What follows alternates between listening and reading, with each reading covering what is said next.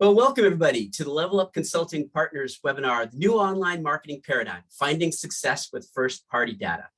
My name is Dave Cohen. I'm a director here at Level Up Consulting Partners, and I'll be your host for today's program. We're going to get started with the presentation in just a minute, but before we do, I'd like to share a few program details with you. For those of you wondering about getting a copy of the slide presentation you're about to see, we'll be sending out a follow-up email soon with both a copy of the slides and a link to view the recording of this program. Also, we'd like to let you know we'd very much like this to be an interactive event. So please feel free to post your questions at any time in the question and answer panel at the bottom of your screen. We're going to be taking questions both throughout the presentation and during a dedicated few minutes toward the end of the program as appropriate. And now let me briefly share with you the structure of the discussion today. We're going to start off by looking at the history of the ad tech, martech space. For those of you that are a little unfamiliar about how this very complex ecosystem came about and grew. And we're going to be hearing from some folks that were there from the beginning and have been kind of watching it, participating in it. And so we're just going to give you a kind of a high level overview of where things came from in order to inform and put in a context where we're at today. And then importantly, we're going to move into current marketing challenges within this ecosystem, kind of where we stand. We're going to have a look at the existing laws, both from Europe, the United States, other parts of the world, how they're kind of similar, how they're different, again, at a very high level, how that interacts with technology and the pace and what kind of environment that puts us in and the challenging environment that puts us in. And then importantly, and probably the reason that a lot of you are dialing in today, we're going to talk about strategies for managing in that new landscape, both on the current present day and moving forward. And we're going to be talking a little bit about that, looking at some generational differences. I think you'll find it quite fascinating. Then we're going to finish up, as I mentioned just a moment ago, with some panel discussion and audience question time. So again, please put your questions in the question and answer panel throughout the program, and I'll be keeping track of those as we go along. So with that, let's move on, and I'd like to introduce today's expert panelists. Beatrice Bodie is the Vice President and Global Data and Privacy Officer at DoubleVerify, the leading independent platform for digital media measurement software and analytics. In her role, Beatrice oversees the company's privacy program, compliance, and strategy on a global basis, working cross-functionally and directing all aspects of DoubleVerify's privacy blueprint. Prior to joining DoubleVerify, Beatrice was the Director of Privacy, Partnerships, and Legal and Privacy Officer at Virgin Pulse Incorporated, one of the global leaders in the employee digital health and well-being space. Deeply involved in the privacy discourse and community, Beatrice has been a speaker at several privacy events and serves as a member of the International Association of Privacy Professionals, the IAPP faculty, helping to educate future privacy leaders. Very pleased to have her on the program with us. Welcome, Beatrice. Thank you. Thanks for having me. And joining Beatrice on the panel today is Andy Dale. Andy is currently General Counsel and Chief Privacy Officer at OpenAP, a new role for him. OpenAP is a joint venture by NBC Universal, Paramount, Fox, and Warner Brothers Discovery, delivering advanced television advertising technology. Prior to OpenAP, Andy was General Counsel and Chief Privacy Officer at Alice, a B2B MarTech platform, and has led the legal privacy compliance functions at two other tech companies in the ad marketing space, SessionM, which was acquired by MasterCard in 2019, and DataXu, which was acquired by Roku. And he was also previously a lawyer on the TD Ameritrade legal team and worked in a corporate law firm and clerked for a judge in Baltimore. He was not, however, involved in any Wire episodes. And Andy holds today's the IAPP, CIPP US and CIPP E certifications. It's great to have him on the program with us today. Welcome, Andy. Thanks a lot, Dave. Happy to be here. And to round out our panel today, our own Luke Lubensky is Luke is a manager with us here at Level Up Consulting Partners and has a background in cybersecurity, privacy, risk, governance, and compliance. Luke has managed and performed risk assessments and compliance projects for clients in the healthcare, consumer products, insurance, and financial industries, among others. His prior experience includes network penetration testing, scripting, and managing databases and servers, where he has worked to bridge the gaps between highly technical, low-level IT elements and the overarching privacy, risk, and compliance frameworks, including GDPR, HIPAA, NIST, CSF, PSI, PCI, and ISO 27011. Luke holds a bachelor's degree from Stevens Institute of Technology with a specialization in cybersecurity and is a certified fellow of privacy by OneTrust, holding all available OneTrust certifications. Luke, thanks for making some time to be with us today and welcome. Absolutely. Thanks so much, Dave. All right, and with that, let's go ahead and get started. So I'm going to turn it over to Andy for the history portion of the program. So Andy, it's all yours. Thanks, Dave. So we can go to the next slide here. I'll just give an overview of advertising and marketing. Going back, I think, Dave, earlier you alluded to people that have been in it since the beginning. I don't know if I've been in it since the beginning, but my first experience was on the legal team at TD Ameritrade when that company first started utilizing data for advertising and marketing. So I was the lawyer supporting the marketing team there, doing a lot of the onboarding of different technologies that we might discuss. I negotiated with Oracle for our first data management platform. And then when I left TD Ameritrade, I joined an ad tech company called DataZoo that was actually involved in the bidding and buying of ads on the demand side. So it was a demand side ad tech platform. After being at the ad tech company, I moved into MarTech, which we can also touch on, which really focuses more on first-party data as opposed to third-party data, which is device-level data, first-party data being actual data about people. And so I left the ad tech company going from a device-focused business to a person-focused business because maybe I'm a glutton for privacy punishment and I wanted more data that we were handling. The same thing with Alice, that was a MarTech platform. And now I'm back into an ad tech company focused on the TV side of ad tech, which is really, really in an innovative place right now. So that's just a little bit of overview of how I got into this space and when I joined. In the early going, when I actually left TD Ameritrade to go to DataZoo, I sat with our chief privacy officer at the company and I told him I was making this move and he said, "You're going to have a lot of privacy issues there." And I said, "What do you mean? It's just cookies." And he said, "You'll see." And so he was absolutely right. If we remember the early days of the internet, when we logged into AOL or whatever your first browser was, and there were huge pop-up ads, there were massive banners. It was a very crowded, difficult situation to try to navigate. And so I think over time, people were searching for better ways to do that. Netscape, I think, was the original inventor of the cookie, which I think was used for different purposes, tracking website activity and things. But ultimately, the cookie became a device identifier that's used to buy and sell advertising. And we can get into that a little bit later. After the cookie, along came companies like CMGI, which Trevor Hughes, the IAPP CEO, was a lawyer at CMGI in the early days. A lot of privacy rules and regulations and people came up through the ad tech industry. CMGI was one, and then another major company called DoubleClick. And once DoubleClick bought a company called Abacus Direct, which merged offline data with online data, it started to get a lot of privacy attention. And we'll get into the privacy implications in a little bit. But after that, it was off to the races because Google bought DoubleClick, and DoubleClick really is the backbone of Google's advertising technology, which, as we all know, ads fuel Google and ads fuel a lot of the free content that we see on the internet today. So in the early days, it was a cookie. The cookie was used by all sorts of different technology companies to transact in different ways.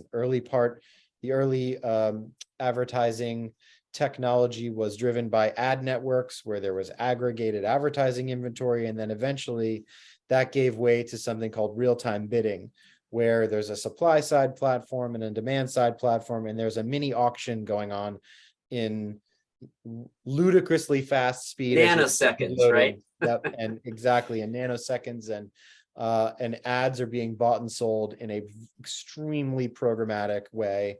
And then over time, that migrated into what we call the multi-device era.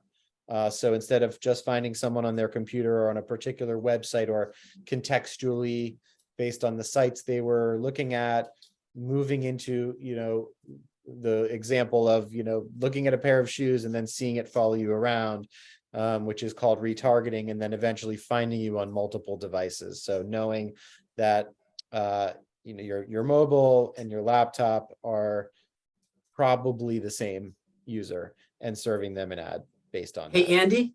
Yeah. Quick question, just to kind of jump in there. At that point of the development of the ecosystem, I'm imagining it was pretty rudimentary and there weren't a lot of technical opportunities to track success of advertising being converted into actual sales. Is that correct? And did that evolve and develop over time, or is that still kind of more of an art than a science? I'd say it's both, and Beatrice is the perfect person to ask about this from DoubleVerify, but I'll, from a high level, my perspective is that some ecosystems do it better than others. I think Instagram has a really good method for tracking what we would call a conversion. When somebody sees an ad on Instagram, for example, there's a lot of direct-to-consumer brands that advertise on Instagram, and then if you actually convert or buy in that ecosystem, Instagram does a good job of not showing you that product pretty quickly. On the open web, I think it's harder. I think you still see, you may buy those pair of shoes, or you may buy something and then see it or iterations of it for a long time. I would say it's improved drastically over the years, but we're still not, there's still no perfect ROI solution, but I'd be interested. Beatrice's company does a lot of, this.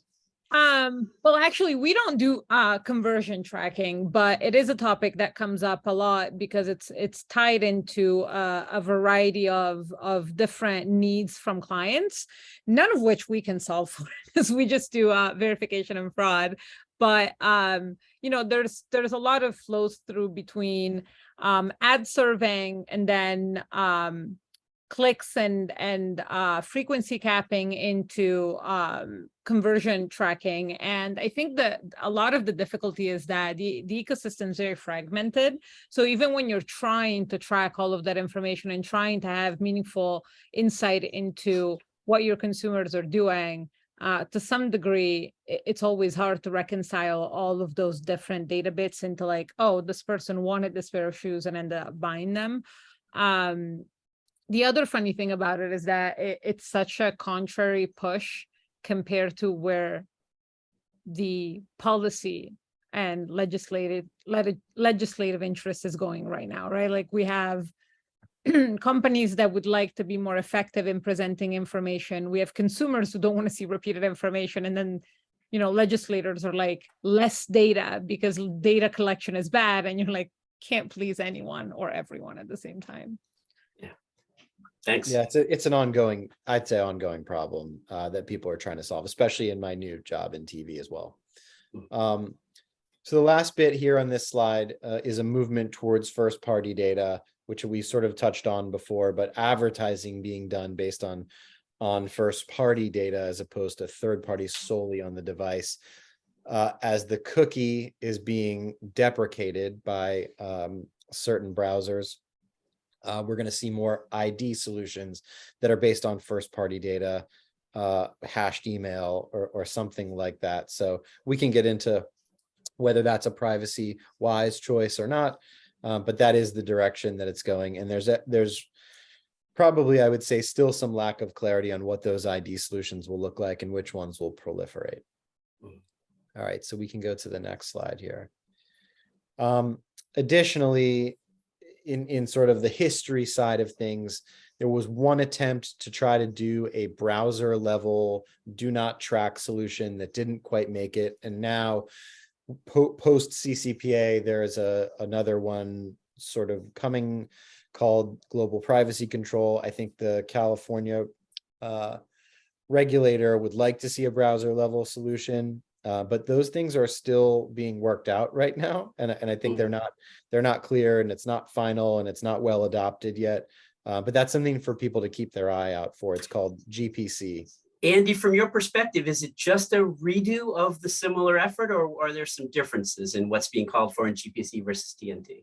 I wasn't really around during DNT until the very end, so technically I don't know necessarily the difference, but everything has changed so much that I have to believe there are differences, especially if we're moving away from a cookie world. But maybe others on the panel know more than I do about GPC. It's not part of my day-to-day at the moment. I do know that the OneTrust tool has abilities to at least apparently register the GPC signal. But again, I think it's early days and it's still evolving. Yep. Yeah. Okay, we can go to the next one. So we talked a little bit about first-party data. The Trade Desk is a large publicly traded ad tech company that has their own ID solution. And there are others out there. So I think there's lack of clarity on how first-party data ID solutions are going to work. There are other ad tech methods that utilize first-party data as well. At my last company, Alice, we were integrated with companies in the account-based marketing space, which is really a marketing technology that's focused on finding really large accounts. If you're a business-to-business technology provider and you want to sell, more expensive technology to companies, you might spend more on marketing. And so using first-party data and tying that to perhaps an IP address associated with a company and then advertising specifically to that company. So flavors of ad tech as well, but based on first-party data. All right, so the next slide. This is a slide sort of depicting cross-device, and I like this slide because this is kind of the way I think advertising and marketing tech were thinking about things when they wanted to find someone across devices. This is a person sitting in their living room. I don't think they would be seeing the same ad exactly. So I think this slide is actually not like that. It's a lot of multitasking. But like, I do think people live this way. And I think this is an important distinction, right? Yeah, like when I'm watching TV at the end of the day, a lot of people have their laptop open, or they're kind of passively doing work or checking email, or they're looking at something on the internet, same thing with their phone, and they're watching a show. I think ultimately, there would be a privacy-centric way to advertise to this person, giving them a tailored experience, allowing them to consent and opt out if they wanted, and sit there and see an ad that's more relevant to them. Hopefully this guy is an auto intender. Hopefully this guy is hopefully it doesn't involve the ad showing up at the same time on 3 devices. Right. I feel like that would be off-putting. Maybe counterproductive. This is an antithetical to what we would call frequency capping, where you don't want to show the same ad. And with on-demand television, I think we're going to get into TV on the next slide, but I think frequency capping is a significant issue. So and Andy, just to also know that folks familiar with this space, there continues to be a challenge with IP address and what individual within a household is actually viewing what particular device that's related basically to IP address, right? So it gets complicated fast. It is, right? Especially when you're like me and you have children in your house. Right. Who's the user? Who's the end user? Actually. Exactly. Yeah. Okay. So the next slide. I view this, maybe I'm biased as I'm now in a TV company, but I view TV as this innovative open frontier on ad tech. Not a lot of programmatic or addressable, not enough yet. I think a lot of the advertising now is data-driven linear ads. So using data to think more and make better plans about your audience and who you're going to kind of try to deliver, and doing the best you can to kind of do data-driven measurement of how those campaigns performed. But I think future state streaming is a huge piece of the puzzle. You can see these streaming companies. A digital platform is an easier way to both serve and measure. So I think, ultimately we would like this to get to a place where we have the same privacy controls or better, and people are still seeing ads that are relevant to them if they are on one of these ad-driven services. So that's it for me. Beatrice is gonna jump in now. Yeah, thanks, Andy. On the TV bit, I was gonna say it's such a big focus for everyone right now. There's new standards being put out, the MRC, the IAB, everyone's really working on the CTV space. So lots of up and coming technology to help that process. Yeah, so I am gonna go into a little bit of the regulatory information. I'm not going to give like a full overview, but we'll go to the next slide and look at, what are the current challenges that privacy professionals, product engineering. I mean, honestly, we talk about privacy as if it only affected the legal team in a company, or like the marketing team has to go to the legal team, but in reality, it affects everyone. And these challenges, the only way to solve them is to get everyone thinking that way. But to sort of start with, what are the challenges that we're thinking about? Is I think the most challenging part of privacy and creating compliant products right now is the shifting landscape, right? So one of the most common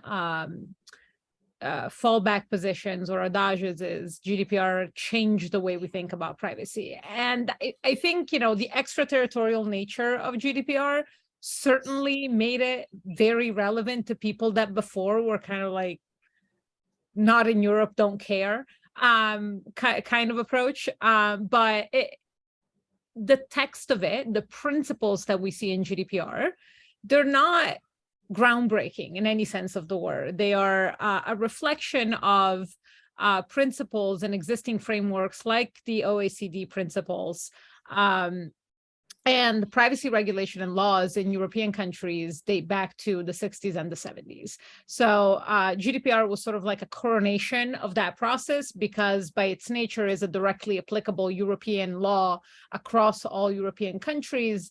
But in reality, even though a lot of people had to move towards a higher standard of compliance, a lot of the principles were already out there. And a lot of companies that were more privacy forward, more thoughtful, were already complying or following some of these best practices, and didn't find themselves in, a conundrum of how are we ever going to comply. I think the most relevant law that sort of pushed us, the ones of us that live on the internet and work on the internet, the really groundbreaking law was e-privacy, because e-privacy was what really changed the way we perceived privacy. It focused on the concept of the internet, now in sort of an outdated way, and we've been hoping for a renewed version, the e-privacy regulation, which I check regularly and it's still not moving, but fingers crossed. But that law was the initial trigger for what we now see as the usual cookie banner. So every time you land on a website and you're asked whether or not you want cookies, that it's not the good kind of cookies that you get to eat, it's the ones that sit on your browser or your device. That was triggered by e-privacy. I think, hey, Beatrice, just a quick, very high level kind of question. For those relatively new to the privacy compliance space, would you say it's kind of fair, if you're just getting started, to look at the e-privacy and the GDPR to create a kind of a solid gold standard foundation to start to work on privacy compliance programs for companies, understanding that there will be specific requirements and obligations based on specific laws, but that as a general foundational principle, GDPR is a good place to start if you're going to, or how do you feel about that? People talk about it that way. I think the idea is this, right? The challenge is the varying standards. California says this, Colorado says that, Europe says this, Brazil says that. You have all these different markets. So if you're entering the world with, as a business, and you're an up and coming business, you're just getting started, but you want to be international, because when you're in the world of the internet, offering, services that are limited within a certain geography is not necessarily a feasible endeavor, and it may not benefit you. So if you're trying to sort of balance, how do I become a successful international tech business with all of these really varied standards, I think finding what I call the minimum compliance, like the quotient that cuts across everything, and is like, these are the principles that you see in most laws. And some of them may be a little bit under it, some of them may be a little bit above it. But if you cut across that standard, which GDPR does well, you'll find yourself well positioned to comply with most regulatory standards up there. Excellent.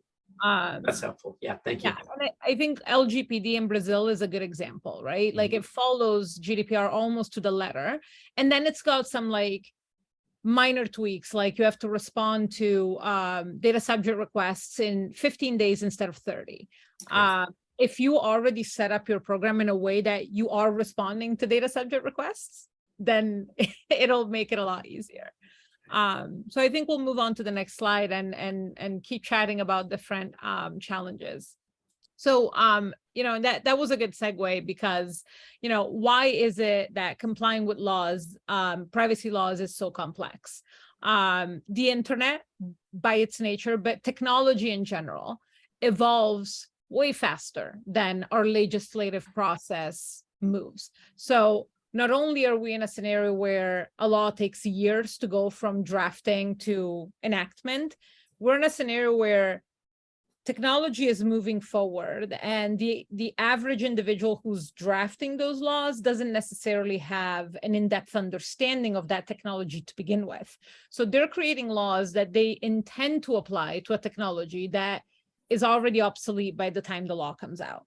GDPR made a valiant effort to avoid that, because when you look at GDPR is just very generic. It's not like, Principle-based. privacy was very like internet and technology. GDPR is just like, here's what you have to do when you have personal data. Doesn't matter if it's on paper, in computers, in the cloud, it applies all the time. It still has, its drawbacks, right? When you create a law that's that generic, it leaves a lot of space for people to interpret it and figure out how to apply it to the reality of the business they run.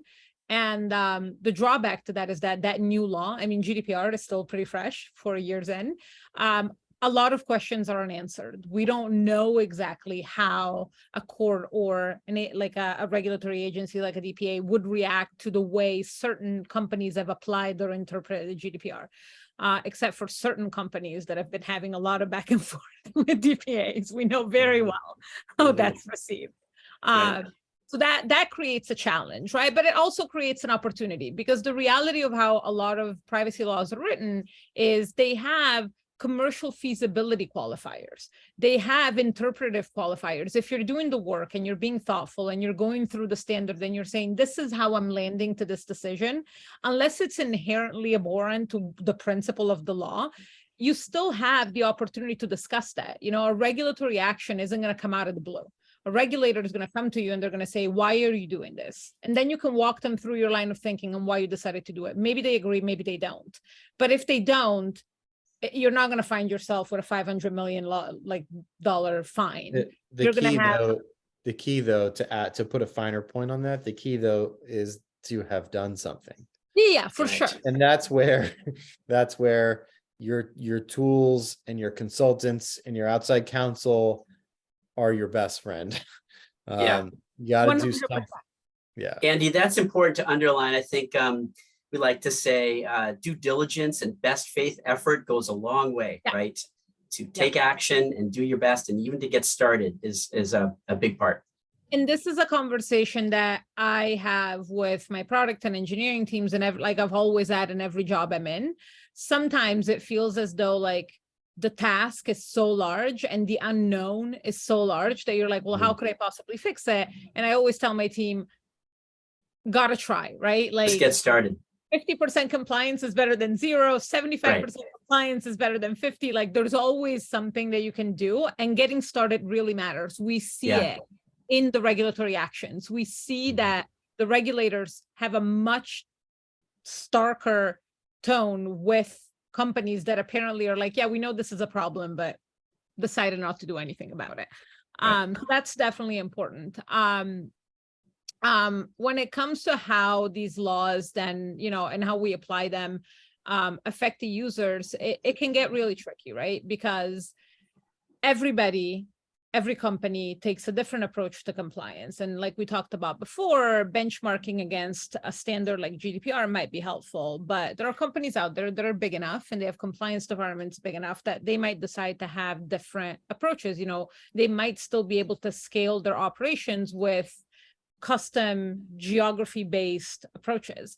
There's implications to that, right? If you think about it in terms of data subject requests, it's a very visible aspect of your privacy program. There are 2 things that are extremely visible, or 3 things that are extremely visible about your privacy program: your privacy notice, your cookie banner, and your data subject request process. And it gets really difficult to have a conversation with an individual who makes a data subject request and gets turned down based on the fact that they live in New Mexico, and New Mexico doesn't have CCPA, but it's just across the border, but you don't get the same rights because you have the misfortune of living in New Mexico. Mm-hmm. And Beatrice, if I can just interject there quickly, back to pulling all the way back to the topic of this webinar and effective marketing campaigns. It's about trust with consumers and quick response, accurate response, feeling like you're being listened to and cared to. And so it ties in perfectly, right?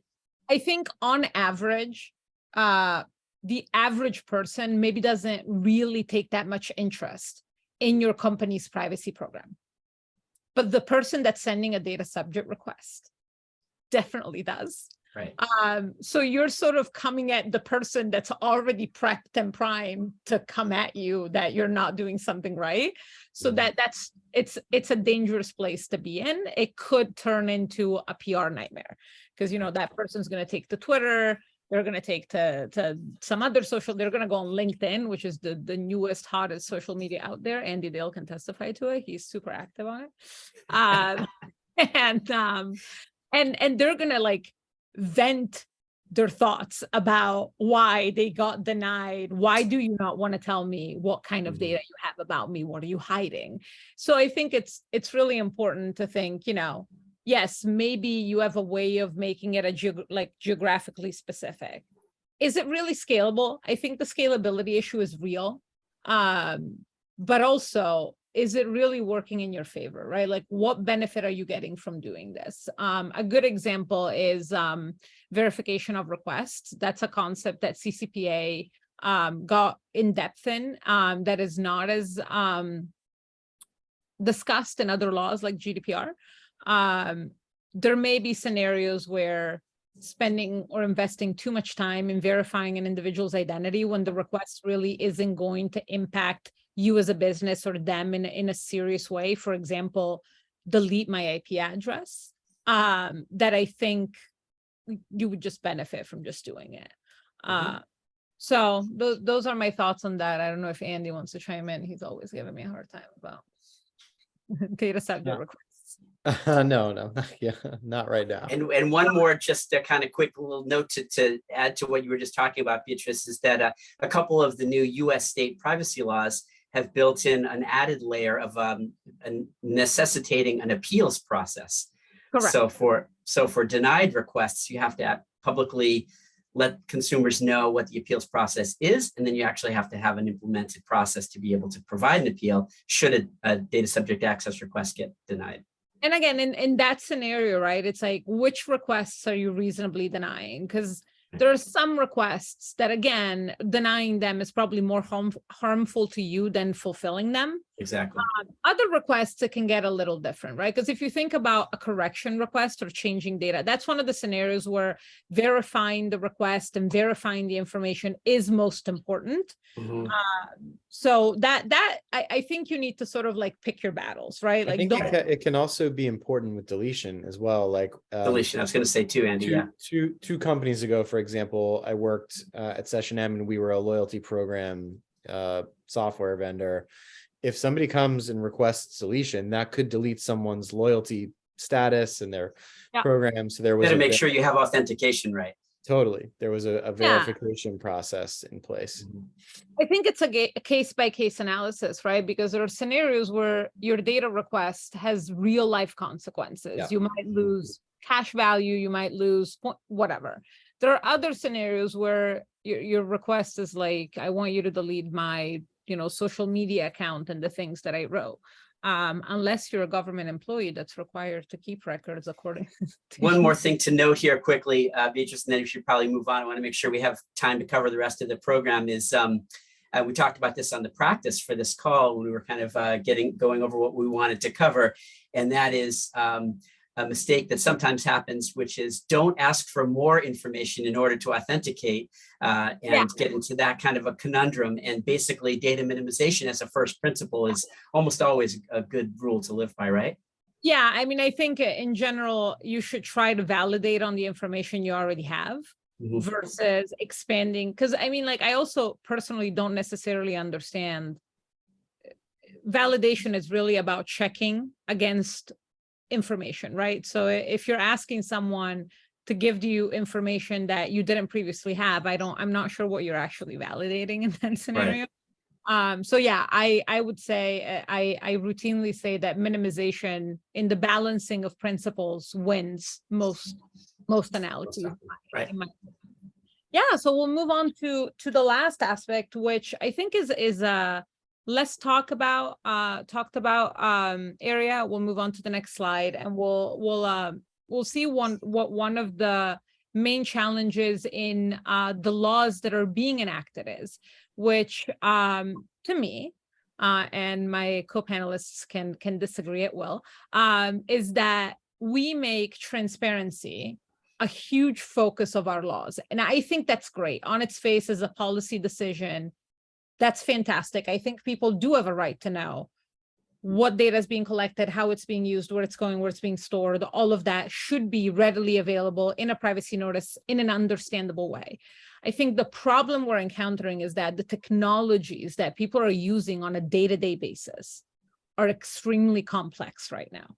So if you don't have an in-depth understanding of how the internet works, if you don't have an understanding of the technology itself, your ability to gain the information that we're attempting to provide to you through that transparent notice is going to be poisoned at the start, right? It's no longer a scenario where you're using a landline and your name and phone number is in the yellow pages. The average person doesn't necessarily understand that in order to show you a page, an internet page, your IP address needs to be exchanged because the property needs to know where to send it back. That's not common knowledge. And it creates difficulties for the businesses. So even the most, willing and transparent notice is going to fail to necessarily meet the other requirements under the law, like the ability to provide an informed consent, because if you're not understanding how the tool works, you're going to have a hard time giving informed consent.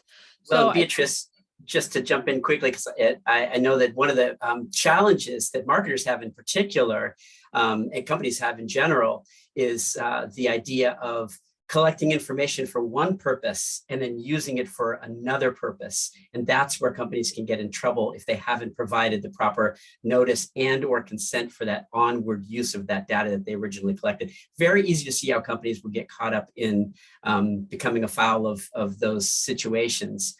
Difficult to avoid, right? It is, but the key to really avoiding those scenarios is having honest, transparent discussions and trainings with your teams.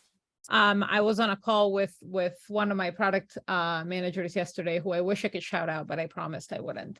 But he was sitting in this meeting and he was like, I'm starting to think more like you. So I knew you were going to ask me this and I already have an answer. That's a good sign. It is. I was like, that's exactly what you're supposed to do. You're supposed to realize that what you're trying to do is now a secondary use of the data, or you're supposed to know that if you're putting the data in this database, you need a way to take it out upon request. These are the things that you need to train your team on, whether it's marketing, product engineering, because the hardest thing to do is to retcon something that's already been done. Like if a product has already been built or a marketing plan has already been devised, or if something is already happening and you have to go back and fix it, that's a very difficult process to follow. So quick shout out here to Privacy by Design as a good thing to get instituted in terms of good data governance within companies, as opposed to bolting it on as the product's on its way out the door. 100%.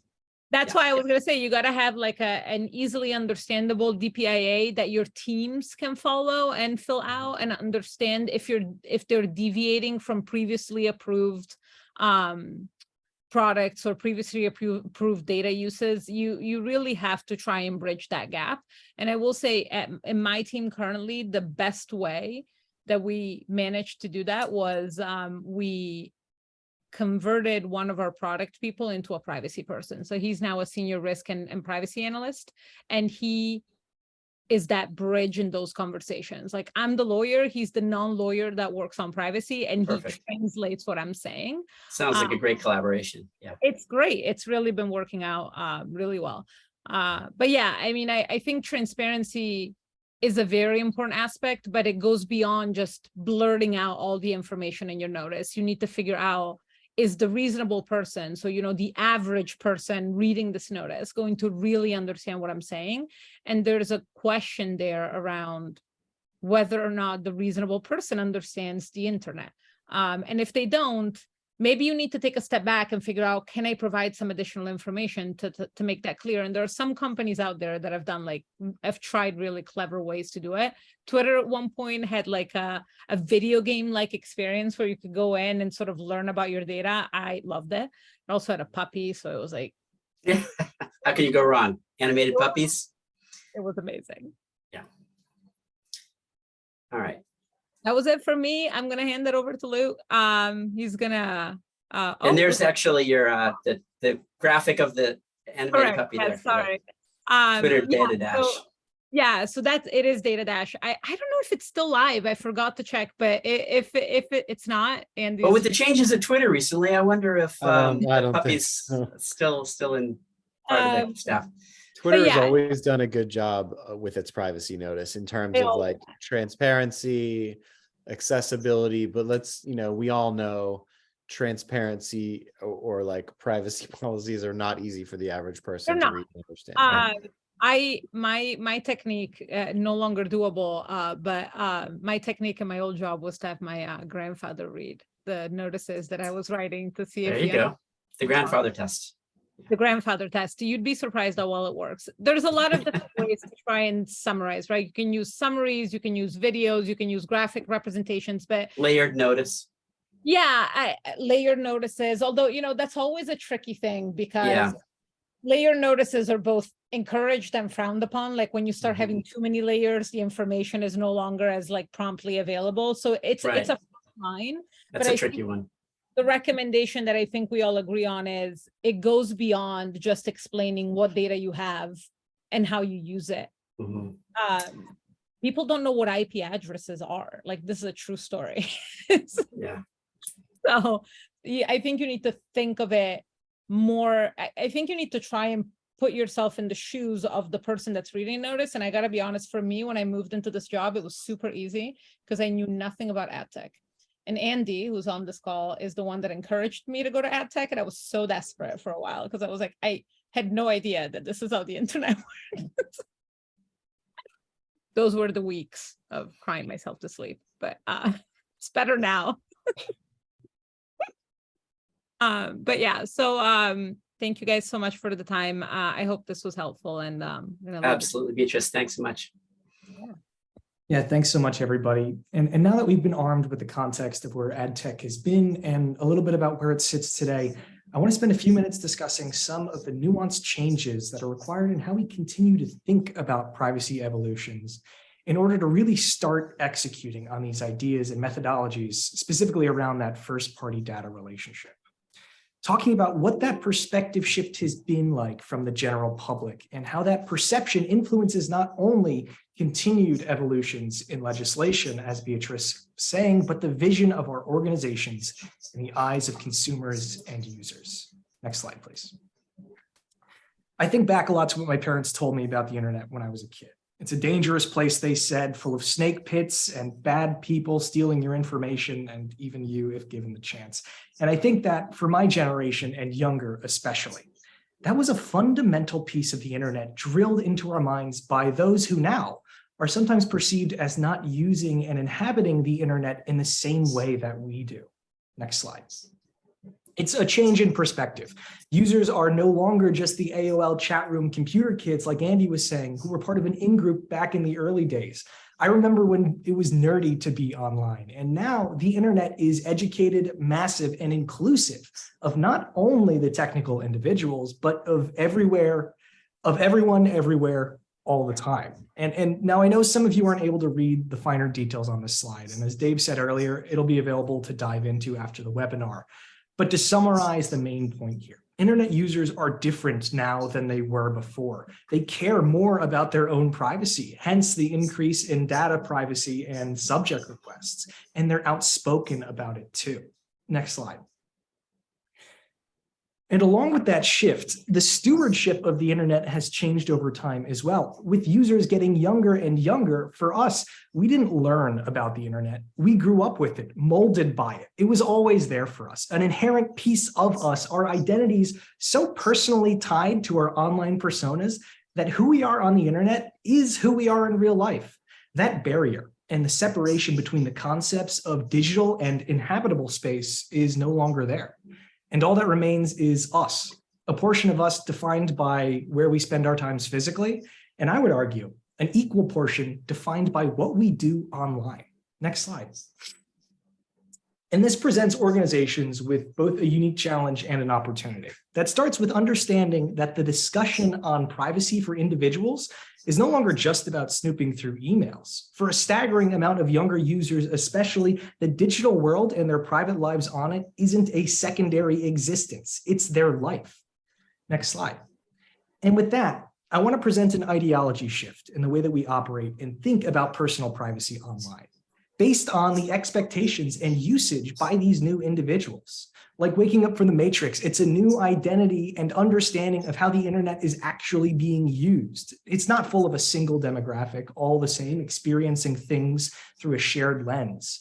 And we need to acknowledge that in order to have success in our campaigns going forward, we have to account for these changes. The driving factor behind it is that perspective that's fueled not by checkboxes for compliance and legal teams, but rather using those requirements as a springboard to launch organizations into a future design of treating those who visit our websites and use our services and apps with the same decency and care that we would present as if they walked into a physical location and spoke with us face to face. So enough waxing poetic. What can we really do to start meeting the needs of a younger audience? Next slide, please. The answer is simple. It's about being upfront. It's about being transparent and trustworthy in not only what we say and present to users, but in how we act and treat their data, their lives. What we've been seeing is that this younger generation is responding less favorably to polished professional content in the same way that they have before. And that's supported by the data that we have on what Gen Z is looking for and engaging with on social media. And to understand why, we have to realize that much like the internet, these younger users grew up with different perspectives on marketing. Famous people are now influencers. Different channels of communication are established in order to meet these younger generations. And brands that have embraced this shift to upfront, person-first content in the digital circles are seeing massive success in new age media online, such as Lotus Cars and a few other brands on TikTok. Because the approach that they've taken is to be, above all else, a personality, and the users respond to the person behind the content. What they feel is someone real, someone like them. It's transparent, casual, it's inviting. Because at the end of the day, we're talking about interactions. And it all comes down to how we're perceived by those using our sites and services. Do our users feel respected? Do they feel supported and their questions answered? Or do they feel ostracized by legalese they don't understand and archaic decisions and choices that don't seem to have a major impact to their lives? Now, in order to be compliant with these privacy regulations, we must first respect the law and what it was put in place to do. But it's just not enough to get by with the bare minimum. When the expectations of an increasingly savvy and sophisticated user base, and admittedly, we're not fully there yet, but it is growing higher and higher by the day. So I implore you all to take a step back as we continue this discussion and contemplate why you're putting these privacy programs in place. Next slide. Because if even just a fraction of that reason is to truly build something great, to create an internet more beautiful than how it was when it was entrusted to us to take over, then the idea of privacy doesn't stop at the letter of the law, but rather the expectations and needs of users whose entire lives are built and maintained in the same space we do business in. And perhaps the most fundamental thing I want to leave you with is that this situation that we're looking at, with more privacy for users, more transparency, is not one of far away futures and individuals different from ourselves.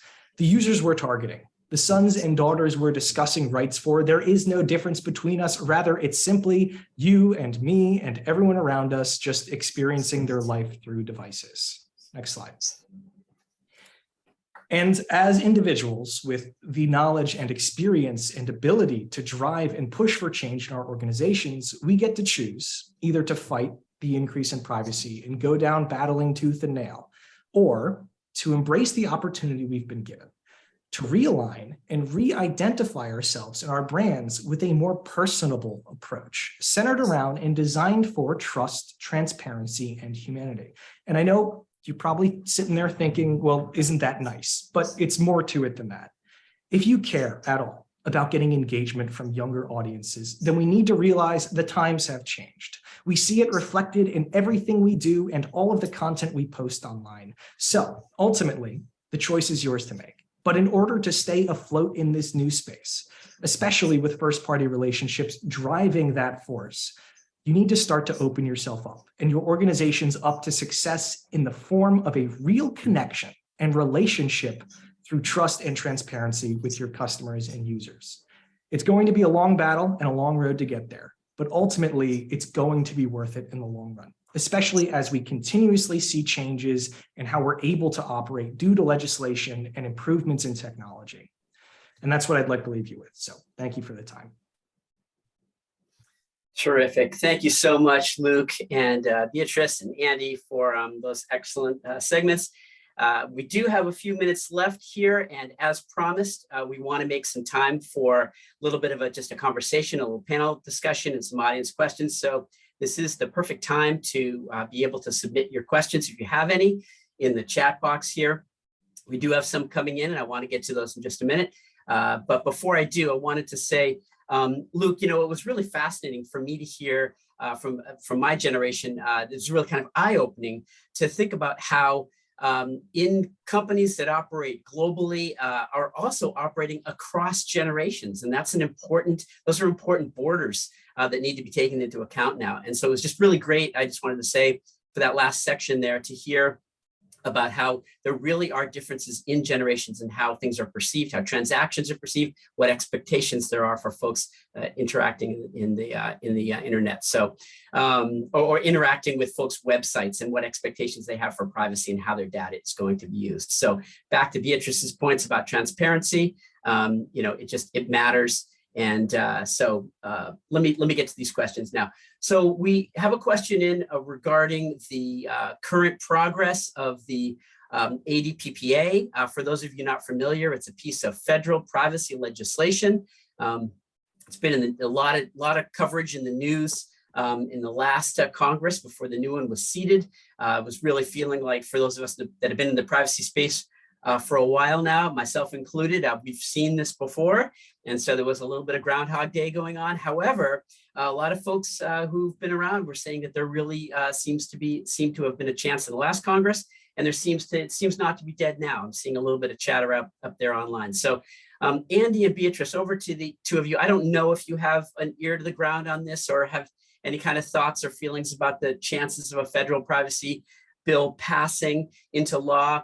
One of the advantages for companies would be it ideally, I think many are wishing that it would supersede the myriad state privacy laws, which vary in their requirements, making the compliance lift larger for companies. So thoughts from either of you on where we stand with that and what might actually come to pass?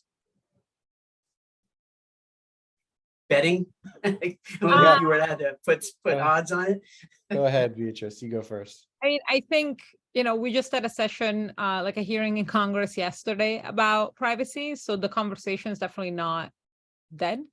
I think the interesting thing is that there's sort of like, yes, we did fail last year, but there is an alignment of sorts, like a planetary alignment of sorts that you don't see often, which is Democratic and Republican Party, they both have an interest, possibly different incentives, but they both have an interest in a federal privacy law. And the private industry has an interest in a federal privacy law because it would bring about scalability, reliability, a better approach. This applies to small and large companies, by the way, because smaller companies are looking for stability of programs, but even larger companies that could juggle all the different programs, number one, they don't enjoy it. Number two, those larger companies tend to be the more international ones, and a federal privacy law could play a very important role in stabilizing data transfers conversations with the EU. So there's a lot of alignment in the private sector, and there's alignment from NGOs and lobbying and public interest groups. So you don't usually see all of those groups just going, we need a law. So, I think it bodes well. Andy may differ a little bit in his opinion. We're the closest we've been, I would say. Yeah. But I think a couple big things hanging out there. One is California. California, Yeah, and California obviously, has the CCPA and the CPRA, which are impacting tons of businesses and the way they shape their compliance programs. And California has created the CPPA to regulate. And so CCPA and CPRA rest a lot of power in California and in their ability to enforce that. So one of the big questions is, will the politicians in California cede that ground at all to have one law that, arguably supersedes all of those state laws? And so I think there's an ongoing discussion there to figure that out. And that also impacts the Federal Trade Commission's ability to enforce a law as well. And then you very quickly get into politics and you get into the strength or lack thereof of government oversight and regulation.